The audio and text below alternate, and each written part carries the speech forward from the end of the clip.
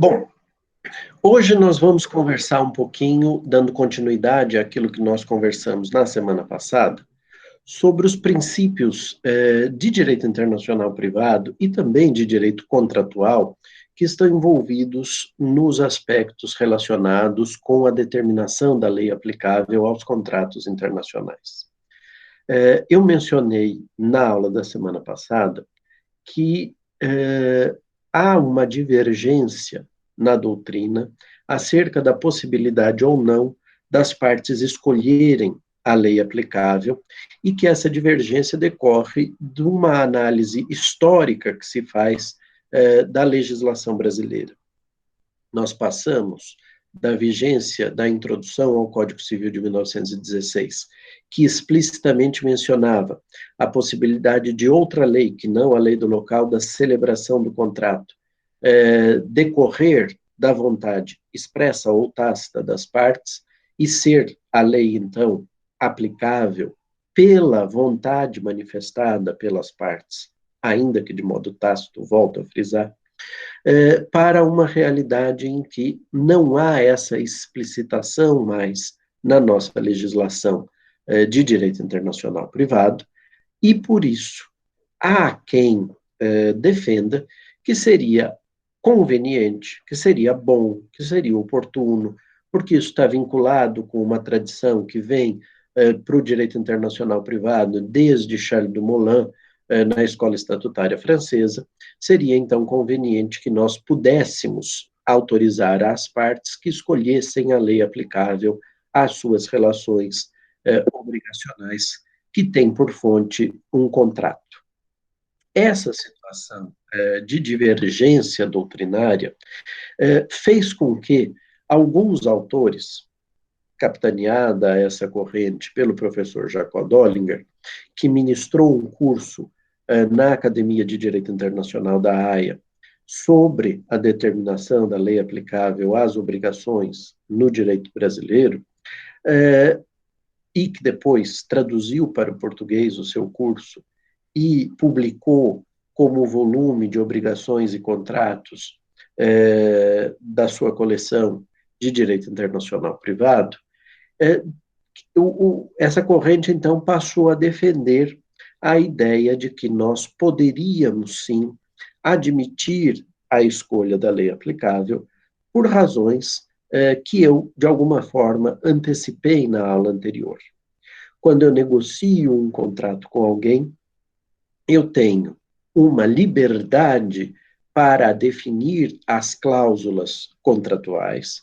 Essa liberdade tem limites. Ela esbarra em alguns elementos que o professor Antônio Junqueira de Azevedo, um grande civilista, já falecido, mas uma pessoa que deixa muita falta, né, deixa um espaço muito grande na doutrina brasileira, o professor Junqueira dizia nos seus escritos que há elementos que ele chama de elementos categoriais de toda e qualquer situação jurídico-privada que são inderrogáveis.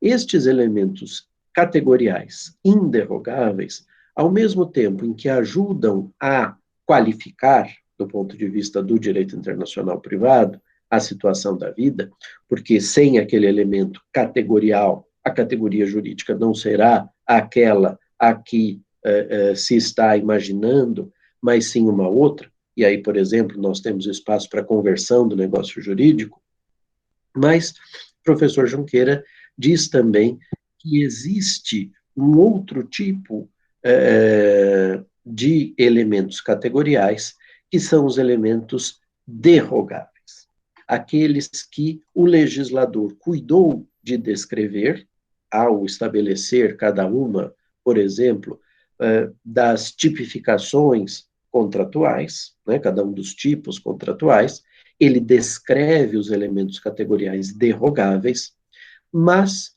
estes têm uma função meramente supletiva, no sentido de estar ali determinado na legislação qual será a consequência, apenas e tão somente para a hipótese possível e plausível, e que, aliás, acontece na maior parte das vezes, das partes não disporem em sentido inverso. Quando eu vou a um supermercado, a uma farmácia, a uma loja qualquer, em que eu tenho acesso direto às mercadorias, coloco-as na minha cesta, no meu carrinho, levo ao caixa, passo esse caixa, passo os valores, né, para se fazer a conta daquilo que eu devo, pago o valor e levo as sacolas para o meu carro ou direto para a minha casa, eu estou realizando um negócio jurídico que admitiria, portanto, o exercício da autonomia da vontade das partes, no sentido de modificarem os efeitos descritos na legislação, mas que, se eu paguei à vista, seja no cartão de crédito, seja no cartão de débito, o pagamento realizado e a entrega, a tradição das coisas, já caracterizam, então, o aperfeiçoamento e até a própria extinção desta relação, salvo, é claro, a hipótese de, por exemplo, alguns dos produtos estarem com algum tipo de defeito ou erro, por exemplo, no invase ou na colocação do produto na caixa, sei lá, imaginem que eu abro a caixa esperando encontrar o remédio X, se eu estou na farmácia, e a hora que eu abro a caixa que está lacrada, o laboratório se enganou e colocou outro medicamento. Ao perceber, eu levo à farmácia e digo, olha, eu comprei aqui ontem ou hoje e aconteceu isso. Não, a relação, nesse caso, se protrai no tempo por um aspecto vinculado com a responsabilidade do vendedor, do fornecedor, por aquilo que ele coloca à disposição do consumidor. Mas, de um modo geral, esse tipo de relação se extingue com a simples tradição e pagamento respectivo. Tudo isso para dizer o seguinte: a maior parte das relações jurídico-negociais, elas se realizam pelas partes, às vezes sem consciência ou sem perceber isso, dentro do modelo que o legislador definiu. É um modelo que nós sabemos é supletivo, o legislador não quer necessariamente que nós sigamos aquele padrão, mas ele nos indica qual é o padrão na hipótese de silenciarem as partes quanto à sua liberdade de definir o arcabouço dessa negociação, o arcabouço de cláusulas que regerão essa negociação. Mas há uma infinidade de outros contratos que são realizados com o exercício pleno desta liberdade contratual, a liberdade de definir o conteúdo e o momento e o modo pelo qual se desempenhará a relação jurídico-obrigacional que tenha por fonte um contrato. Ora, diante desta realidade, é bastante plausível que nós utilizemos, por exemplo, um modelo normativo estrangeiro que a nós nos interesse, mas que também interesse a outra parte, porque ambas verificam neste modelo contratual, descrito na legislação estrangeira, de forma supletiva, igualzinho aqui no direito brasileiro, para os contratos lá celebrados e para os contratos eminentemente internos daquele ordenamento, mas as partes, olhando para aquela legislação e verificando vantagens, podem muito bem clausular o seu negócio, estabelecer as cláusulas da sua negociação com base nessa legislação. Essa possibilidade, em tese, nos permitirá definirmos, ao invés de cláusula a cláusula, nos permitirá, diz o professor Dollinger, definirmos a lei à luz de cujo conteúdo nós interpretaremos a relação jurídico-contratual. Então, as partes podem, ao invés de perder tempo traduzindo as normas, a norma estrangeira para a língua do contrato e inserindo essa legislação estrangeira no contrato, elas podem, muito livremente, dizer apenas e tão somente o seguinte: este contrato será regido pela lei X. Essa dificuldade da doutrina brasileira de aceitar que as partes possam definir a lei aplicável com base numa cláusula como esta, ela enfrentou um primeiro desmonte, né? Uma primeira manifestação de liberdade na definição da legislação que iria regulamentar a interpretação e a incidência normativa sobre o contrato, com a chamada Lei da Arbitragem, a Lei 9.307 de 1996. Esse dispositivo, aliás, essa legislação, essa lei, traz um dispositivo que permite às partes, né, definirem a lei, as regras de direito, para usar a expressão que a lei de arbitragem menciona, que devem ser aplicadas na arbitragem. O artigo 2º da lei de arbitragem, no seu caput, nos explica que a arbitragem poderá ser de direito ou de equidade a critério das partes. Mas o parágrafo 1º diz que se a arbitragem for de direito, né, porque se ela for de equidade, não há, em tese, normas a serem observadas, mas só o sentimento de justiça a realizar, né, a concretizar com a decisão. Mas se ela for de direito, o parágrafo 1º diz: poderão as partes escolher livremente as regras de direito que serão aplicadas na arbitragem, desde que não haja violação aos costumes e à ordem pública. Ou seja, a lei de arbitragem admite que os contratantes estabeleçam a legislação, definam na sua negociação a legislação que regerá este contrato. E há uma disposição explícita dirigida aos árbitros escolhidos pelas partes e ao presidente escolhido pelos árbitros indicados, a necessidade de observar esta escolha das partes, respeitando-as. Mas respeitando essa vontade manifestada a partir de um limite, que é o limite da ordem pública. E aqui, um parênteses. A lei de arbitragem fala em bons costumes e ordem pública. A lei de introdução às normas do direito brasileiro, fala em ordem pública, bons costumes e soberania nacional. Tá? É aquilo a que o professor Haroldo Valadão se referiu como a tríade brasileira da ordem pública. Mas é curioso notar que a soberania desaparece como elemento dessa tríade na lei de introdução.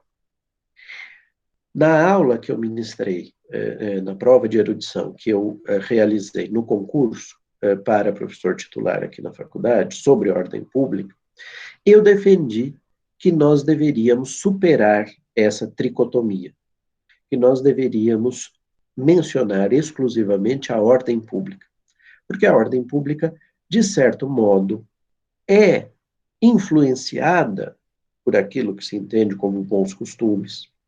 E eu acho que a menção à soberania é perigosa. Ela é perigosa por uma razão principal. Se o governo de plantão é um governo, isso eu falava em janeiro de 2019, no dia 23, né? Isso tem um marco interessante. O governo que tenha um viés autoritário vai se escorar na chamada soberania nacional para obrigar um certo lexforismo. E é curioso que justamente numa disposição que admite a escolha da lei aplicável, nós tenhamos um cuidado do legislador de 1996 no sentido de excluir a soberania nacional. Mas só faço esse parênteses para dizer o seguinte: se eu tivesse que propor uma modificação da legislação brasileira de direito internacional privado, eu claramente excluiria também os bons costumes e excluiria a soberania nacional da legislação. Deixaria apenas e totalmente a menção à ordem pública, porque ela é suficiente. Ora, a ordem pública, diz o nosso legislador, aliás, diz o professor Dollinger, né, a partir daquilo que a legislação estabelece, que ela incide em 3 diferentes níveis. Quem fez a parte geral comigo já ouviu eu falar isso, mas vou repetir. Esses 3 diferentes níveis de incidência da ordem pública começam num patamar, num nível que não interessa ao direito internacional privado, interessa ao direito como um todo. Nesse âmbito, a ordem pública nada mais faz do que recomendar ao legislador, a partir da experiência social, daquilo que se verifica na sociedade, como é que ele quer direcionar a nossa atuação. Estamos satisfeitos com o modo como a questão é tratada pelo legislador anterior? Não.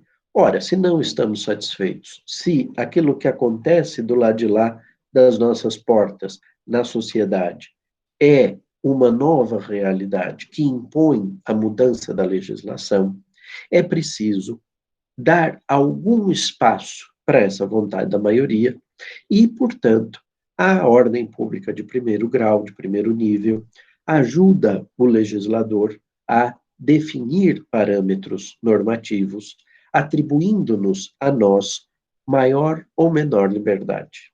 Se a questão ganha uma conotação social que justifique, por exemplo, a sua inserção no âmbito do direito público, que é um âmbito no qual a nossa vontade praticamente não tem papel algum,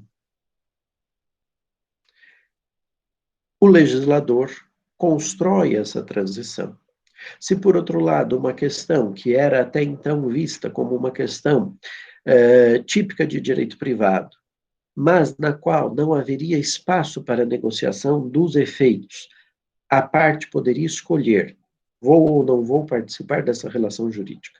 Mas a partir do momento que eu decido participar, todo o conteúdo de efeitos possíveis para aquela relação jurídica vem pré-estabelecido pelo legislador, nós estaremos diante de uma situação caracterizada apenas pela existência de elementos categoriais inderrogáveis. E, portanto, não me caberia exercer a minha autonomia de vontade para mudar esses efeitos. Eu não tenho essa liberdade. Eu tenho a liberdade de decidir se eu faço ou se eu não faço. Se eu entro ou se eu não entro naquela relação. Mas depois que eu decidi entrar, eu não tenho mais a liberdade de autodeterminar os efeitos que aquela relação desencadeará. Da mesma forma, quando eu analiso uma situação como essa e entendo que a sociedade brasileira clama por liberdade para autodefinir os efeitos, eu posso retirar aspectos inderrogáveis, transformando-os em aspectos derrogáveis e modificando, portanto, a legislação sobre aquele instituto. Portanto, a ordem pública, no primeiro nível, interessa, como eu disse, ao direito em geral e define alguns parâmetros. No segundo nível, ela passa a interessar ao direito internacional privado e ela trabalha com as nossas expectativas. Quando eu estudo as regras de conflito e descubro que o contrato que eu vier a celebrar será regido pela lei do local da sua celebração, do seu aperfeiçoamento, eu tenho uma expectativa de que aquela lei seja observada. Da mesma forma, se, com intenção de submeter a uma arbitragem, eu escolho um outro arcabouço normativo para reger o contrato, que não a lei do local onde ele foi celebrado, eu também tenho uma expectativa de que o legislador, perdão, de que o árbitro analise este conteúdo a partir desta legislação e a aplique, interpretando a situação fática à luz das disposições desta legislação e proferindo a sua decisão. Ora, essa expectativa pode ser frustrada sempre que o conteúdo da legislação estrangeira ofender a ordem pública de segundo grau, que é uma ordem pública mais densa. É uma ordem pública que, porque se manifesta relativamente a um número muito pequeno de situações.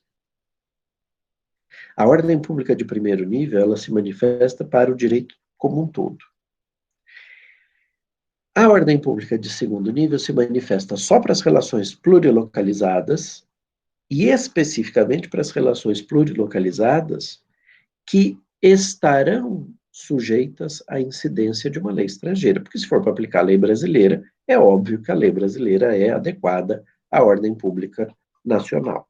Se ela não é, aliás, o julgador pode interpretar, reinterpretar a legislação adequando-a a esta ordem pública.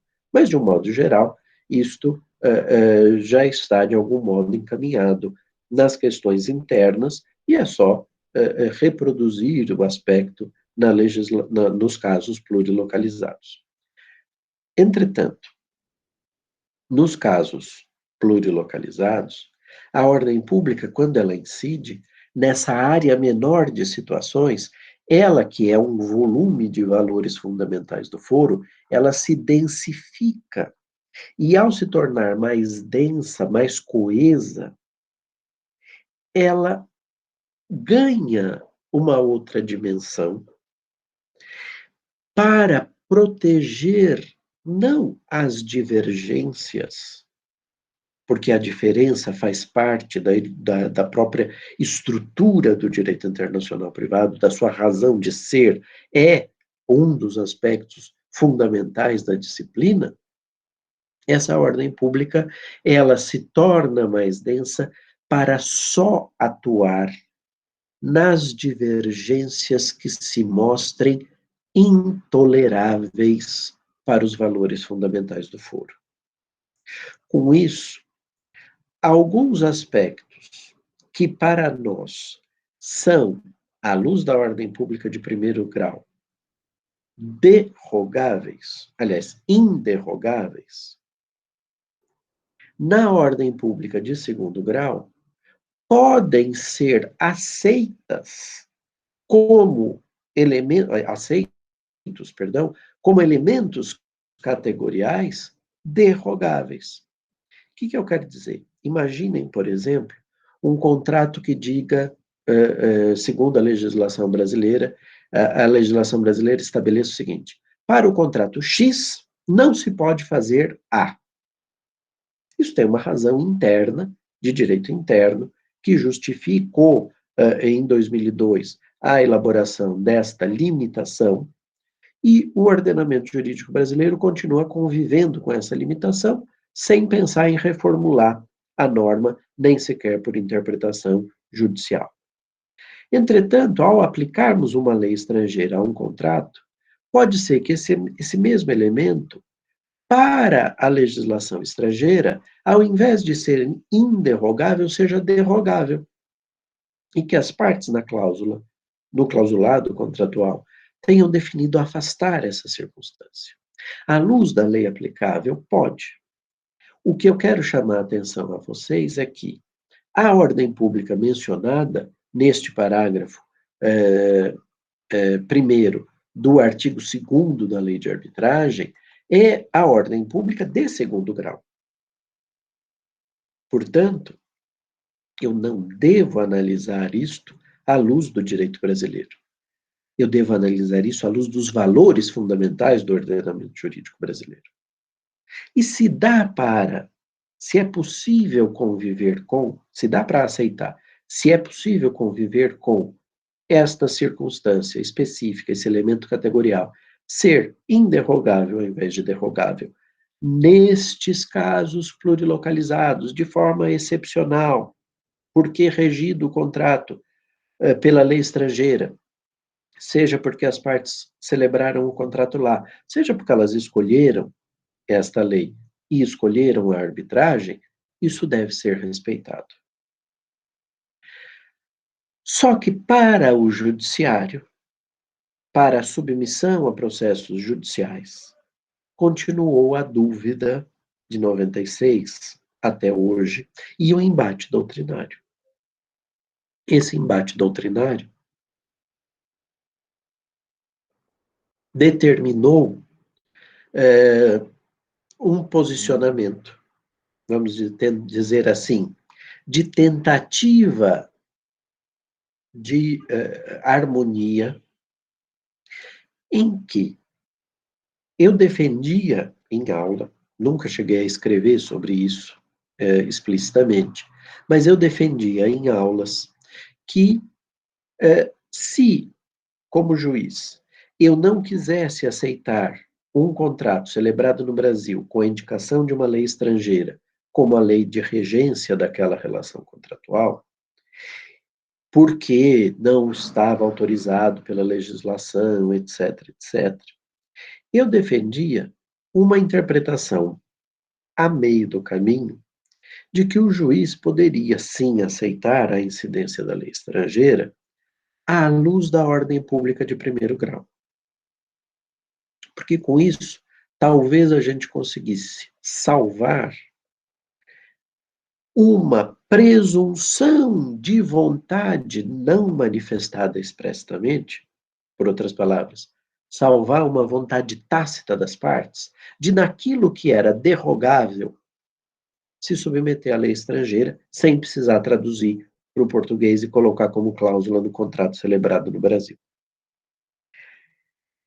Essa interpretação que eu vinha defendendo em aula e pretendia escrever sobre o assunto um dia, ela veio a ser atropelada, digamos assim, no final do ano de 2019, quando o legislador brasileiro aprovou a chamada Lei da Liberdade Econômica. A Lei da Liberdade Econômica criou uma situação específica que, digo a vocês, na minha interpretação, não foi o que o legislador quis alcançar, mas pode ter sido o efeito, e eu acho que foi o efeito que ele acabou alcançando. O que eu quero dizer com isso? Eu fui convidado, no final de 2019, para escrever um comentário a algum dos dispositivos da Lei da Liberdade Econômica, ou das leis que foram alteradas pela Lei da Liberdade Econômica. Quando eu recebi o convite, eu falei, bom, vamos olhar, isso foi logo que a lei foi aprovada, ela ainda estava no período aguardando sanção presidencial, para vocês terem uma ideia, então ainda podia ter alguma mudança com relação aos dispositivos, porque se o presidente tivesse vetado, por exemplo, o dispositivo que eu escolhi para escrever, eu precisaria mudar o rumo do artigo. Mas eu fui lá olhar o que é que a Lei da Liberdade Econômica dispunha e o que é que me passou pela cabeça.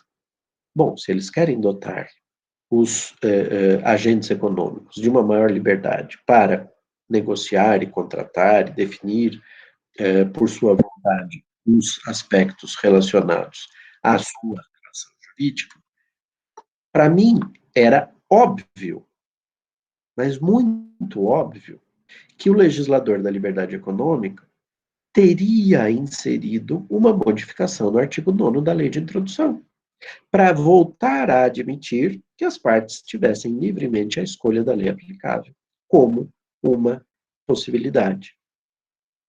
Por que eu digo que pareceria óbvio? Porque a impossibilidade, ou pelo menos essa divergência doutrinária quanto à possibilidade ou não da escolha da lei aplicável, leva a um custo das relações privadas de empresas brasileiras quando elas contratam internacionalmente. Então eu imaginei, bom, devem ter alterado, vou lá olhar se teve alguma alteração na lei de introdução. E não teve. Né? Para variar, o legislador esquece que as regras de conflito existem, que o direito internacional privado existe e que ele tem uma importância para o direito como um todo. Mas então eu fui olhar falei, bom, deixa eu ver se tem alguma coisa aqui que me interesse para eu ver se eu escrevo ou não nessa obra. E eu encontrei a modificação determinada pela Lei 13.874, no artigo 421 do Código Civil. O artigo 421 do Código Civil era criticado, por exemplo, pelo professor Junqueira, pelo professor Vilaça, pela professora Gisela Deronaca, quando ele mencionava a liberdade de contratar, que seria exercida nos limites da função social do contrato. O legislador corrigiu o caput do 421 e começou a mencionar a liberdade contratual, porque no fundo não é a liberdade de decidir se eu contrato ou não contrato, mas é a liberdade de contratar no sentido de dispor a respeito do contrato, e por isso, ao invés de liberdade de contratar, a gente chamaria mais propriamente de liberdade contratual. Mas, além disso, o legislador inseriu um parágrafo único no 421, que diz o seguinte: nas relações contratuais privadas, prevalecerão o princípio da intervenção mínima e a excepcionalidade da revisão contratual. Vamos dizer assim, uma intenção do legislador, no sentido de minimizar efeitos de interferência que uma certa corrente judicial veio desenvolvendo e desempenhando em qualquer tipo de contrato, de uma intervenção para a proteção das partes contratuais. Né? O que faz muito sentido, por exemplo, nas relações de consumo, mas que talvez não faça nenhum sentido em relações paritárias, em que assumiram riscos na relação contratual. E assumiram esses riscos conscientemente. E porque depois uma delas acabou arcando com a maior parte dos riscos, ela ia ao judiciário e pleiteava uma revisão das disposições contratuais, modificando aquilo que era o risco do próprio negócio, por interpretação a posteriori estabelecida por esses magistrados. E com a intenção, eu não vou dizer se é boa ou se é ruim, mas era a intenção declarada da legislação, da Lei de Liberdade Econômica, se estabeleceu a impossibilidade, então, ou melhor, a excepcionalidade da revisão contratual e se deixou explícita a necessidade de observação do princípio da intervenção mínima. Isso já ajuda, de alguma forma, no aspecto de um contrato internacional que tenha uma cláusula de submissão a uma lei estrangeira que não a lei do local onde ele foi celebrado. Mas, mais do que isso, o legislador inseriu um artigo 421-A no Código Civil, que diz que os contratos civis e empresariais presumem-se paritários e simétricos, até a presença de elementos concretos que justifiquem o afastamento dessa presunção, ressalvados os regimes jurídicos previstos em leis especiais. Então, por exemplo, não se vai mexer nos contratos característicos de relações de consumo, né? Mas, continua o caput, garantido também que, e aí o legislador coloca 3 incisos O terceiro, numa situação muito curiosa, porque repete em certa medida o parágrafo único do artigo anterior, a revisão contratual somente ocorrerá de maneira excepcional e limitada, né? E aí eu fico me perguntando se de fato a lei não contém palavras inúteis, porque não entendi a razão pela qual se repete, com outras palavras, a mesma ideia, mas enfim. Mas o que me interessa, sobretudo, é o inciso primeiro. Mas antes de chegar no primeiro, vamos falar do segundo. De trás para diante, então, vamos para o inciso segundo. A alocação de riscos definida pelas partes deve ser respeitada e observada. Ora, a escolha eventual numa cláusula de uma lei estrangeira para reger o contrato celebrado no Brasil, por exemplo, não é uma forma de alocar riscos? As partes não terão considerado o conteúdo da lei estrangeira, acaso? Claro que sim. Claro que elas terão considerado. Pelo menos é possível presumir que sim. E é uma presunção que eu diria deveria ser até absoluta, né? Porque, de fato, se está explícito, é diferente se a decorrência da escolha da lei aplicável, se a escolha da lei aplicável decorresse da vontade das partes. Mas quando ela é explicitamente manifestada por vontade das partes, me parece que eu presumir como algo que as partes de fato quiseram, e essa presunção tem que ser absoluta, nem sequer admitindo prova em contrário. Porque senão, de novo, a gente vai lá na frente, olhar o que deu errado na execução do contrato, nessa alocação de riscos decorrentes da submissão a uma lei estrangeira, para rever o conteúdo do contrato. E, de novo, desculpem usar uma expressão popular, de novo o rabo vai abanar o cachorro, né? E não o cachorro vai abanar o rabo. Então, me parece que esse inciso segundo corrobora uma ideia que não foi provavelmente adquirida pelo legislador da liberdade econômica, de se autorizar que as partes aloquem riscos na relação contratual decorrentes da incidência de uma lei estrangeira eleita por elas livremente. Mas o principal inciso, que aí me parece joga uma pá de cal nessa discussão, é o inciso primeiro, que diz o seguinte: as partes negociantes poderão estabelecer parâmetros objetivos para a interpretação das cláusulas negociais e de seus pressupostos de revisão ou de resolução. Pois bem, estabelecer parâmetros objetivos. Acaso haverá um parâmetro mais objetivo do que o direito objetivo, ainda que seja um direito objetivo estrangeiro? Se as partes celebram um contrato no Brasil, mas escolhem submeter o seu contrato à lei alemã ou à lei britânica, elas estão definindo parâmetros objetivos para a interpretação das cláusulas contratuais, para os critérios de revisão e para os critérios de resolução, para ficarmos nas menções desse inciso primeiro. Volto onde eu comecei.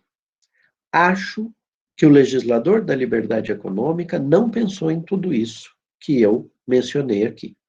Mas eu já conversei, eu publiquei esse artigo, está publicado num comentário, nos comentários à Lei da Liberdade Econômica, que foram editados pela editora Quartier Latam.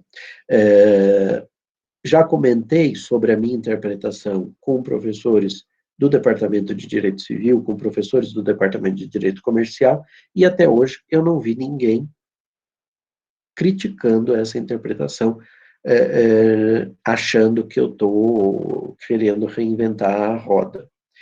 Todos concordam comigo, não foi o que o legislador quis, mas é uma interpretação plausível diante das circunstâncias normativas estabelecidas pelo legislador ao definir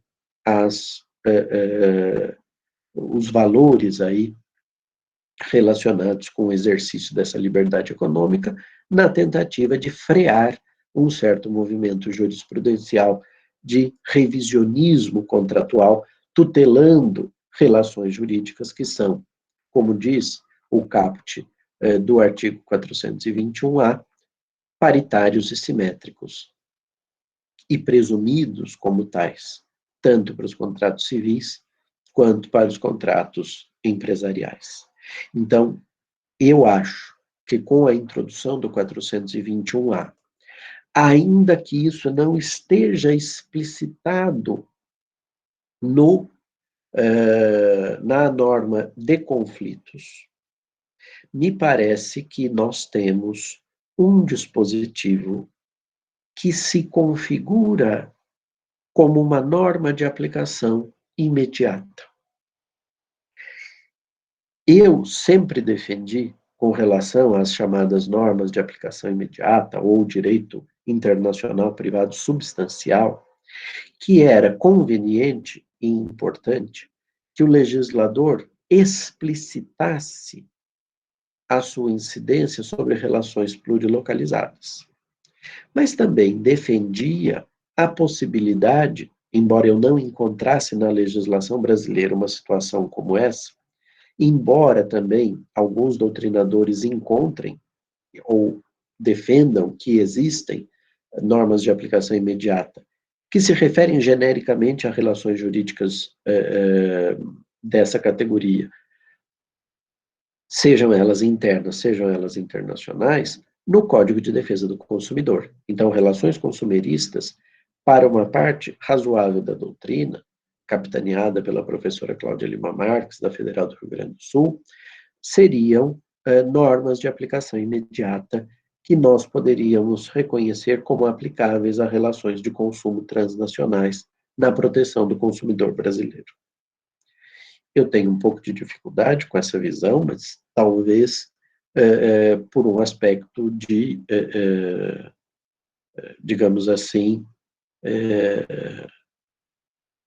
definição de parâmetros jurídico-normativos, econômicos, mais liberais do que propriamente intervencionistas. Mas eu respeito que elas, as pessoas que se configuram nesta linha doutrinária, entendam e encontrem normas de aplicação imediata implícitas, porque não explicitamente relacionadas com os aspectos contratuais, aliás, com os aspectos internacionais, no Código de Defesa do Consumidor.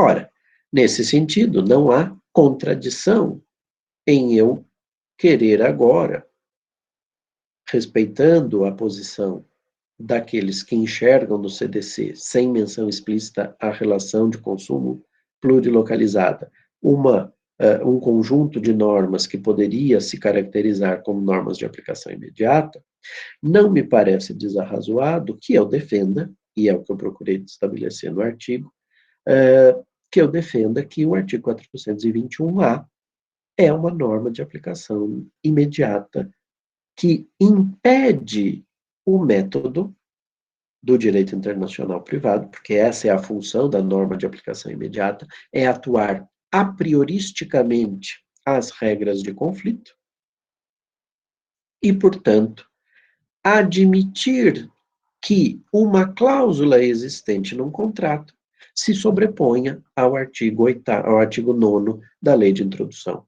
E, portanto, eu nem preciso me preocupar em descobrir onde é que o contrato foi celebrado para definir a lei aplicável. Se as partes elegeram a lei X deve ser observada, porque parâmetro objetivo para a interpretação das cláusulas contratuais, dos pressupostos de interpretação e, aliás, dos pressupostos de revisão e resolução desta relação jurídico-contratual. Tá bom? Então, isso é um aspecto que me parece importante de frisar. Vocês podem não concordar comigo, têm toda a liberdade de o fazer, como sempre tiveram, mas é a minha posição, que, portanto, estende, por uma norma de aplicação necessária e imediata, a possibilidade da escolha da lei aplicável às relações jurídicas contratuais que não vão, depois, ser submetidas eventualmente à arbitragem, mas que poderão ser levadas ao judiciário, e o judiciário deverá observar a vontade das partes naquilo que confere liberdade, o artigo 421-A, tá? Essa liberdade, essa autonomia de vontade, essa autonomia privada no direito internacional privado, ganha um nome específico. Nós chamamos esse tipo de autonomia, a doutrina portuguesa chama, e eu acho um nome adequado, e, portanto, adoto também, nós chamamos de autonomia conflitual. É a autonomia para modificar aquilo que vem eventualmente estabelecido na regra de conflitos, mesmo que o direito internacional privado seja um ramo do direito público, onde, via de regra, a liberdade não existe. E essa liberdade existirá certamente em matéria contratual. E existirá, como a gente vai ver mais adiante no fim do semestre, em matéria atinente a regime de bens do casamento, porque as partes têm liberdade material, têm liberdade contratual e têm a liberdade de definir o regime de bens, inclusive fora dos limites que o Código Civil descreva, porque os regimes mencionados no Código Civil são regimes meramente indicativos. As partes podem, inclusive, inventar um regime novo, mas isso a gente vai ver mais para frente, quando nós chegarmos mais para o fim desse curso de Direito Internacional Privado Aspectos Patrimoniais. Bom, essa autonomia conflitual, então, me parece, possa ser defendida. Agora, eu também indiquei a vocês na semana passada que um dos aspectos que me incomoda no direito internacional privado vigente, além dessa limitação aparente da escolha da lei aplicável, é a submissão da relação contratual ao direito, né, à legislação do local da celebração do contrato. E para expor esse meu incômodo, eu queria construir aqui com vocês um exemplo, que é um exemplo antigo, quem já eventualmente assistiu alguma outra intervenção minha, não lembro se eu falei isso no curso de parte geral, mas vou fazer isso aqui agora. É um exemplo que me parece demonstrar a inconveniência da lei do local da celebração, por ser a lei do local da celebração. Deixa eu explicar a partir desse exemplo. Vamos imaginar aqui que eu seja advogado da família de um de vocês. E, como tal, acompanho aí a vida jurídica da sua família. Um dia, eu estou num restaurante na França, em Paris, né? Exemplo, a gente pode sonhar à vontade, saudade de viajar, né? Estou lá no restaurante em Paris e um de vocês entra no restaurante. A gente conversa, né? Fala, oi, tudo bem? O que você está fazendo por aqui? Coincidência, aquela conversa mole de conhecidos que se encontram ocasionalmente. E aí você me diz assim, sabe o que é, Gustavo? Sabe aquela minha tia que mora em Portugal? Eu digo, sei. Pois é, a minha tia faleceu. Eu vim aqui para Portugal, para o enterro dela, etc e tal, e depois resolvi passar aqui uns dias em Paris, etc e tal. Aliás, deixa eu te pedir uma coisa. Você sabe, você fez o testamento dela, inclusive, né? Aí eu falo, é verdade, fiz o testamento da sua tia, ajudei na minutagem do testamento, e me lembro que ela deixou tudo para você, justamente. Ela não tinha herdeiros necessários, ela deixou 100% do patrimônio dela para você. Esse patrimônio, para o meu exemplo dar certo aqui, ele está 100% sediado em Portugal. E você me fala assim, então, você não quer fazer o inventário da tia lá em Portugal? Eu digo, tá bom, faço para você, não tem problema. Tenho inscrição na Ordem dos Advogados de Portugal, posso fazer, vamos lá, vamos resolver esse problema para sua tia. É mentira que eu tenha, tá? Mas poderia ter, porque nós temos A nossa Ordem dos Advogados tem convênio com a Ordem dos Advogados Portuguesa. Agora, este aspecto precisa, de alguma forma, ser formalizado. Você chega para mim e fala assim, então vamos fazer o seguinte, quando nós voltarmos para São Paulo, eu te procuro e a gente assina o contrato de prestação de serviços advocatícios. Eu, com medo que você acabe mudando de ideia, por exemplo, e antevendo os honorários, o patrimônio da tia é razoável, eu pego e digo assim, olha, vamos fazer o seguinte, eu estou aqui com o meu laptop e estou indo para Portugal, então eu já começo a tomar algumas providências. Vamos fazer o contrato agora? Vamos. Pego o laptop, faço ali preencho as lacunas do contrato, converso com o dono do restaurante, que permite que eu imprima por Bluetooth na impressora do restaurante, é impresso, nós assinamos o contrato em Paris, as testemunhas são o dono do restaurante e o maître, por exemplo, e a vida segue, eu vou para Portugal, começo a tomar as providências, você já assinou a procuração também, etc, etc. Vamos abstrair eventuais necessidades de reconhecimento de firma ou qualquer coisa que eu valesse, se a lei portuguesa exigir. Mas essa circunstância, então, é uma circunstância que me exigirá a prestação de serviços em Portugal.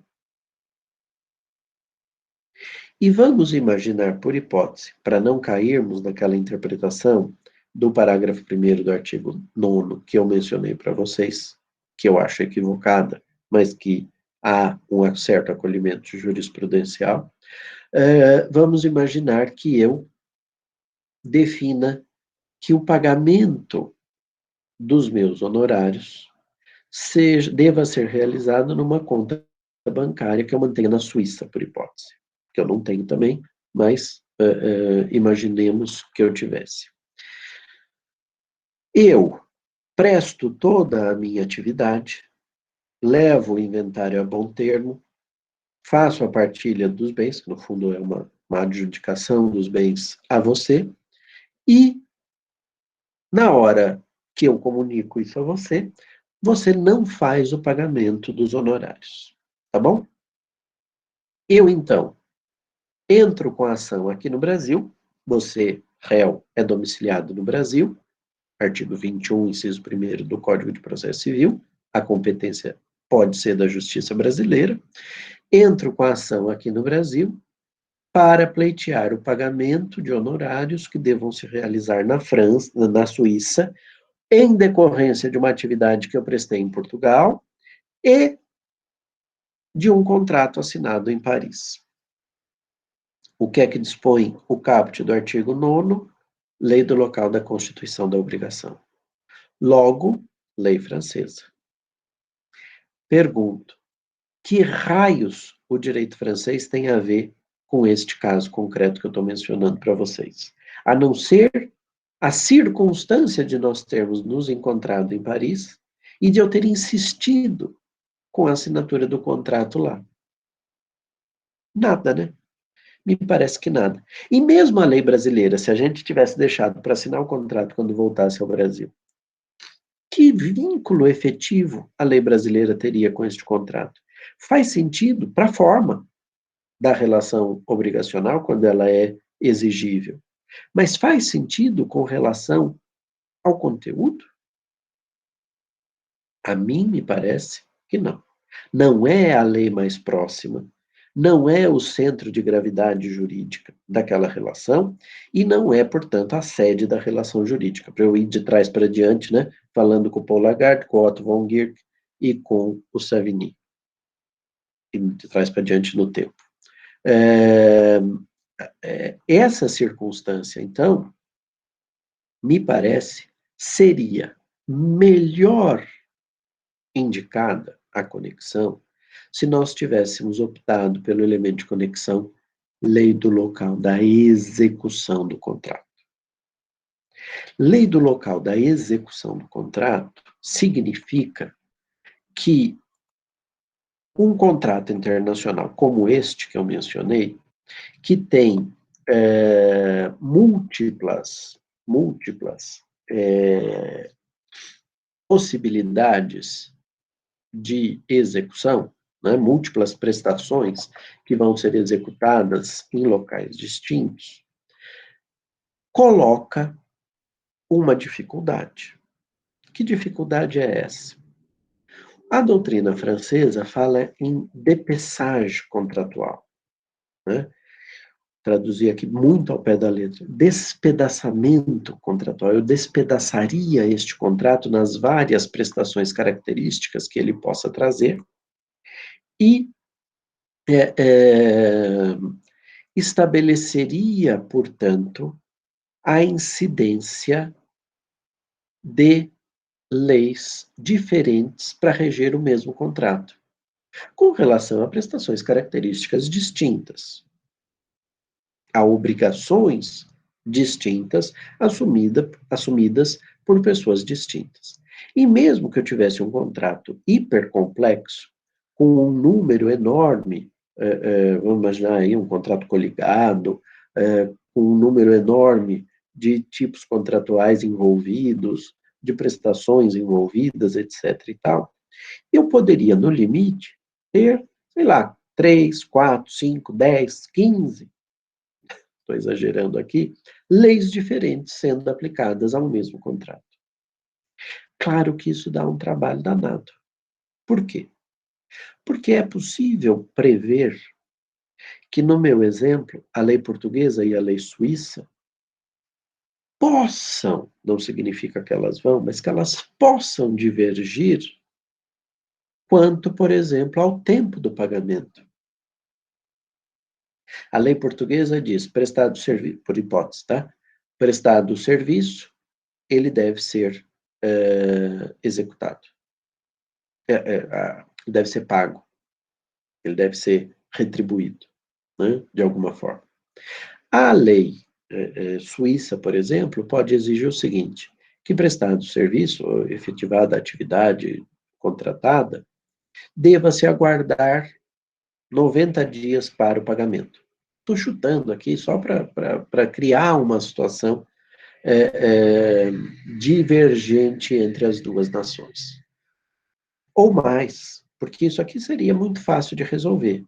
Tá, uma lei diz isso, outra lei diz aquilo, mas só que o problema é saber quando que se tornou exigível a obrigação. Para a lei suíça, só é exigível 90 dias depois, então ainda não é o momento de cobrar, por hipótese. Agora, pode haver uma divergência quanto à efetiva prestação do serviço. Eu interpreto que eu já prestei o serviço porque eu peguei o formal de partilha e entreguei para o herdeiro.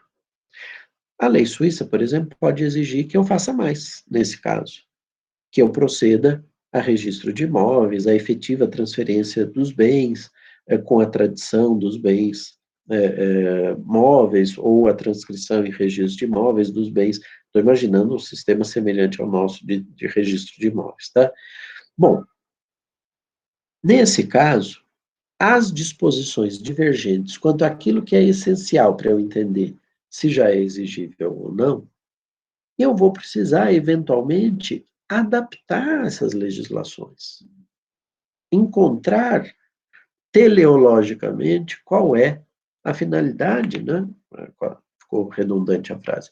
Encontrar a teleologia da norma para a gente poder definir das normas, né? Para a gente poder definir um mecanismo de adaptação de uma na outra. Por isso que, na última mudança, no programa da disciplina, aprovada no ano passado, eu fiz questão de inserir a temática da adaptação, da transposição e da substituição como formas de justamente permitir a incidência concomitante de leis diferentes no direito internacional privado, para que nós saibamos lidar com isso. Mas essa dificuldade que nasce, ou que nasceria se nós tivéssemos a incidência da lei da execução e não da lei da celebração do contrato, né, do aperfeiçoamento do vínculo contratual, essa divergência, ela colocaria uma dificuldade? Claro que sim. O que eu quero dizer?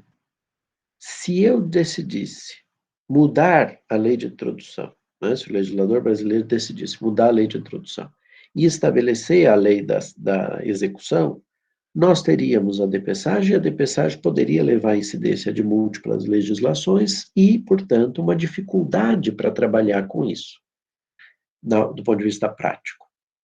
Talvez tenha sido justamente isso que o nosso legislador tenha querido evitar. Só que essa evitação, esse afastamento deste problema, no meu modo de ver, coloca em risco a coerência do sistema. Porque se a intenção do direito internacional privado é a de definir o centro de gravidade jurídica, ou a sede da relação jurídica, e determinar a incidência da lei mais próxima às situações concretas, por escolha do legislador, nesse caso, porque se as partes escolherem uma lei para reger todo o contrato, o problema acabou, né? Mas se elas não escolheram lei nenhuma e a regra de conexão subsidiária dentro da ideia de autonomia conflitual for a de definição da incidência da lei da execução, eu posso ter a incidência de múltiplas leis com a dificuldade que isso ocasiona e que eu mencionei aqui, não expliquei o que é adaptação, substituição e transposição, porque isso tem aula própria lá no curso de Direito Internacional Privado, né, na parte geral. É ponto do programa. Mas a gente precisa compreender que o nosso legislador talvez tenha escapado para este modelo para evitar a dificuldade da incidência de múltiplas leis de forma concomitante. Pergunto, justifica-se? No meu modo de ver, não. A complexidade da incidência de duas ou mais leis decorre da complexidade da relação contratual, que precisa ser respeitada, no meu modo de ver. Eu, portanto, defendo, de lege ferendo, a indicação da lei da execução da obrigação para as obrigações contratuais. E aqui eu faria uma cisão entre as obrigações contratuais e as obrigações que não decorrem do contrato, como, por exemplo, aquelas que decorrem da responsabilidade civil, porque aí não faz sentido submeter a lei da execução. Pelas circunstâncias que na responsabilidade civil estarão envolvidas e que eu vou falar daqui a algumas semanas na aula própria, tá? Nesse sentido, então, nós teríamos no meu modo, para o meu gosto, nós teríamos uma cisão entre a lei aplicável às obrigações contratuais, aos contratos, e a lei aplicável às obrigações em geral. Daqui 2 semanas nós vamos falar sobre lei aplicável aos atos ilícitos e à responsabilidade civil, e aí eu mostro as razões pelas quais eu acho que não dá para aplicar o mesmo critério lei do local da execução para as obrigações não contratuais, tá? Mas volto a dizer, é